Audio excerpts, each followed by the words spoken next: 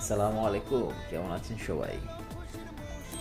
সবাইকে জানাই ঈদের শুভেচ্ছা। আহ, রমজান মাস শেষ হয়ে পবিত্র ঈদ উল ফিতর শেষ হয়ে আজকে ঈদের তৃতীয় দিন আজকে রানিং। তো এই মুহূর্তে আজকে 24 তারিখ। সবাই হয়তো বা ম্যাক্সিমাম লোকজন তার কর্মস্থলে ফিরতেছে, সরকারি ছুটি গতকালকে শেষ হয়ে গেছে। তো এই মুহূর্তে জানাই সবাইকে ঈদের শুভেচ্ছা, এবং সবাই সবার পরিবার নিয়ে, বন্ধুবান্ধব, আত্মীয় স্বজন, পাড়া প্রতিবেশী সবাইকে নিয়ে ভালো ঈদ কাটালেন সেই দোয়াই করি সবাই সবার জন্য। সবাই সুস্থ থাকি, সুন্দর থেকে ঈদটা উদযাপন করেছি এই আশা ব্যক্ত করেই আপনাদেরকে ঈদের শুভেচ্ছা জানানোর জন্যই আপনাদের সামনে আসা। পরিশেষে একটি সুন্দর মেসেজ দেই।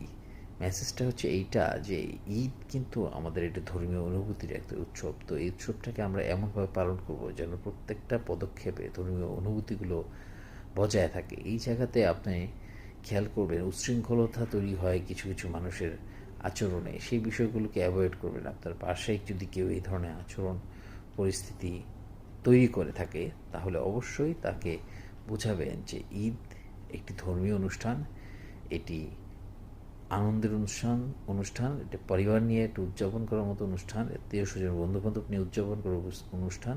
তো কাউকে কষ্ট দেওয়া ঈদের কিন্তু মাহাত্ম্য না। তো যে যাই করি না কেন, কেউ যেন কাউকে কষ্ট না দিই, এই এক্সপেকটেশন সবার প্রতি আমার রইল। সবাই ভালো থাকবেন। আবারও ঈদ মোবারক।